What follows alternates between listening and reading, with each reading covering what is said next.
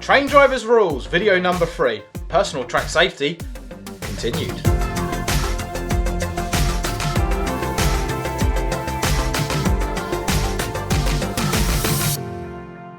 Welcome to week 3 of many of Train Drivers Rules, teaching you many of the rules and procedures you need to learn to become a fully qualified train driver. My name's Richard and I'm a freight train driver and former passenger train driver based in the southeast. Before we jump into the video guys, take a few moments to read the mandatory declaration. This video is meant for entertainment and education purposes only. The video should be used as an oversight, but does in no way, shape or form equip you with all the skills you need to drive a train safely or access the railway line. Do not attempt to go on or near the railway line unless you hold the correct competencies. You are placing yourself and others at risk, up to and including risk of death. I have tried to make the videos as accurate as possible, but rules and regulations do change often, and for every rule on the railway there is always an exception. Always follow instructions as laid down in the latest versions of the rulebook and your company's operating publications. All of the information contained in this video is already easily available in the public domain, and I may have omitted information where necessary to protect the safety and security of the railways.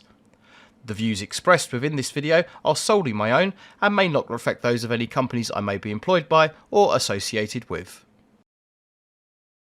So in today's video we're going to continue to learn about personal track safety.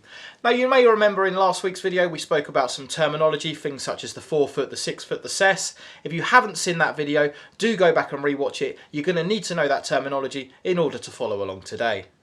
Today it's time to venture onto the railway line, virtually of course, and as I said in the declaration, the railway is a really hazardous environment, so do not go onto the railway unless you hold the correct competencies. So equipped with our safety boots and orange high-vis vest type thing, of course being the minimum PPE requirement for personal track safety, the first question we need to ask ourselves is, do we really need to go onto the track? Where available and possible, you should always use an alternative route. Don't go onto the railway line unless you absolutely have to. If you need to cross the track, is there a bridge or a subway or a level crossing nearby? That would be the much safer option. Use that to cross. And remember, as I said before, you need good reason to be on the railway line. Using it as a shortcut because you couldn't be bothered to walk up to the level crossing or up the bridge isn't a good reason to be there. As train drivers, our most common interaction with going on the line is going to be going into yards and sidings to collect our trains or dispose of them at the end of the day. There will of course be situations where we need to go onto the track because we've got a fault with our train and we need to walk around it, or because there's been an incident and we need to go on the track. But generally speaking, our most common interaction with the track is going to be walking around sidings and depots. The good news about depots and sidings is in most cases you can expect to find an authorised walking route, or AWR for short.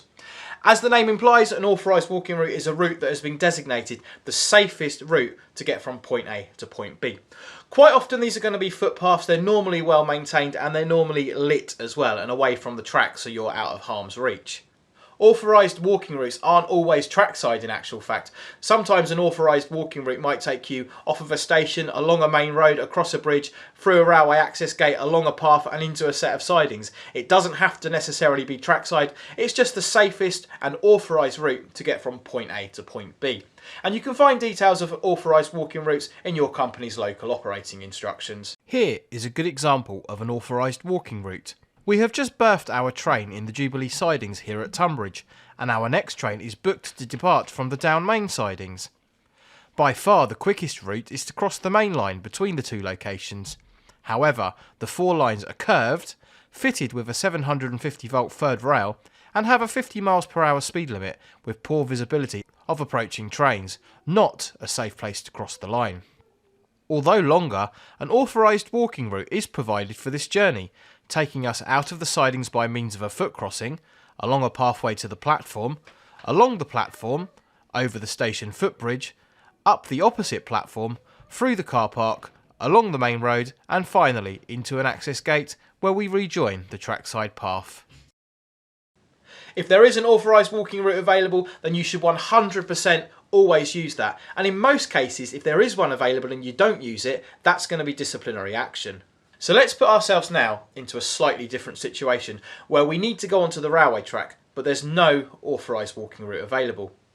Now what we're going to want to do in an ideal world, and mandatory in some circumstances, is call the signaller, get all the trains stopped, get the traction current turned off and make that environment as safe as possible. We are going to talk about a bit more about that in future videos. But for now, we need to go onto the railway line. It's an open line, there's trains whizzing past us, there's electrical hazards, there's all sorts of other stuff going on. What are we going to do? So before we go onto the track, there's two main things that we're going to need to know, and the reasons for this will become clear later. We're going to need to know the direction that any approaching train is likely to approach on. So have we got multiple lines? Have we got 1, 2, 3, 4 lines? What direction can the trains run on those lines? And we're also going to need to know the maximum line speed at that location. Now all this information can be found in a document known as the sectional appendix, which is a document that will have been issued to you when you started your training. You may also find this information on plaques at designated railway access points, a bit like this one here, which is completely covered in graffiti, but it gives you all the information you need. So having accessed the track armed with that information, there's a couple of other things that we're going to need to be aware of, and I can almost guarantee you these will come up in a competency assessment, so pens and paper at the ready. Number 1. Always use an authorised walking route where available. Use bridges, level crossings, subways, public footpaths. Always where available, use an authorised walking route. Number 2, always walk in the cess and as far away as you possibly can from the running line. Do not walk in the 6 foot or the 4 foot or the 10 foot. Always walk in the cess. Number 3, always walk on the ballast. Never walk on the railhead or the sleepers. These can become very slippery. And in third rail areas, some of the rails are going to be electrified and you really don't want to be stepping on those. So always walk on the ballast. Number 4, where possible, always walk towards oncoming traffic and make sure you're looking up and about for trains at least every 5 seconds. Number 6, make sure anything you're carrying doesn't affect your ability to be seen by oncoming trains. A backpack, for example, does a pretty good job at hiding your high-vis vest, which is why you see most train crews walking around with high-vis backpacks. Number 6, always walk in a position of safety. I'm going to elaborate about what that means in a few minutes, but always walk in a position of safety or ensure you can access a position of safety in no more than 10 seconds. So I just want to emphasise here, although I am covering the main points, this video is no substitution for a professional training course and there will be things that I may have missed or omitted from the video. So number 7 there, I mentioned position of safety. Again, pens at the ready, this will 100% come up in your PTS assessment papers. What is a position of safety? What does it mean? And what are your minimum distances of safety? I'm going to tell you. So a position of safety is a position in which you can reasonably be assumed to be safe. This is defined as behind a fixed barrier, so you're behind a fence or another fixed barrier, or at certain distances away from the nearest running rail. Here's the distances for you, pen at the ready. If the maximum permitted line speed at your location is 100 miles an hour or less, you need to be no closer than 4 foot from the nearest running rail. 4 foot or, what's that, 1.25 metres in new money? 4 foot or 1.25 metres from the nearest running rail if the line speed is 100 miles an hour or less.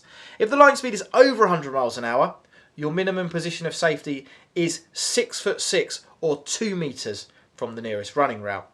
In reality, you're going to want to be as far away as you possibly can. Standing 4 foot away from a train going past you at 100 miles an hour isn't a pleasant experience. That is your absolute minimum distance of safety.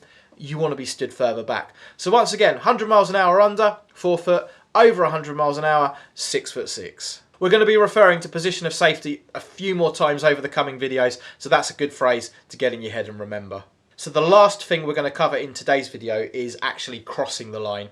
It stands to reason as you're walking along the line, at some point you're more than likely going to have to cross the line over to the other side. And I do apologise, I know this is really fact heavy and really rule heavy today, but I can almost guarantee this is going to come up in a competency assessment, so pens at the ready.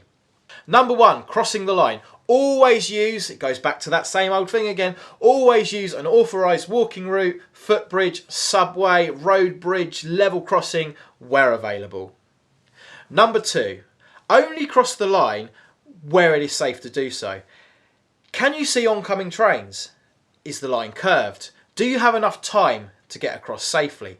Don't cross the line on a blind bend when you can't see a train hurtling around the corner at 100 miles an hour. That isn't a safe thing to do. So make sure it's safe to cross the line and that you can see oncoming traffic. Number 3, and this is where a lot of people slip up in rules assessments, so remember this one. Before you cross the line, ensure there is a position of safety on the other side of the line for you to go onto. The last thing you want to do is walk across the line and there's a steep embankment or there's a wall or there's something that prevents you from getting to a position of safety. So before you cross the line, make sure you've got somewhere to go to. Make sure you've got a position of safety on the opposite side of the line. Number 4, cross as quickly as possible. Remember, do not step on any rails or sleepers. Step ballast to ballast. Cross as quickly and as safely as you possibly can. So there we have it. And I'm really sorry, PTS is not the most exciting of subjects and it's quite fact heavy, and we will be moving on to signalling and some kind of more nitty gritty interesting rule stuff pretty soon. But PTS is really, really important and it will keep you safe and help you to have a long and fruitful career on the railway. I'm not going to do a recap once again today because there's been quite a lot of facts, and I feel if I'd done a recap I'd literally just be repeating all the steps that we've gone through. But what I will do is I'll put a screenshot on the screen now of the key points. Take down notes if you want to. Screenshot that. Don't forget, guys, like I said right at the beginning of the series, once we reach the end of a module, so once we reach the end of the PTS module, we will be having sort of a mini style assessment so you can see how you got on. Unfortunately, we do have another video on PTS next week. We're going to be covering line-side signage, such as the limited clearance boards that I'm sure you've all seen, and AC and DC electrified lines. So might be a little bit more interesting next week, hopefully. If you are a channel member as well, guys, that video is already available for you to watch, so do go to your video feed and you will find that one in there. Don't forget to leave me a like and subscribe, and if you want to be notified when the next Train Driver Rules video drops, you can click the notification bell next to the subscribe icon. In the meantime, guys, thank you very much for watching. If you do want to talk to other members of railway staff or railway enthusiasts, you can join our Discord server. I'll put a link in the description below, or you can follow me on social media. That's also down there for you now. And don't forget, the entire Train Driver Rules series is available for you to watch in this playlist over here somewhere. Thanks for watching. See you next time.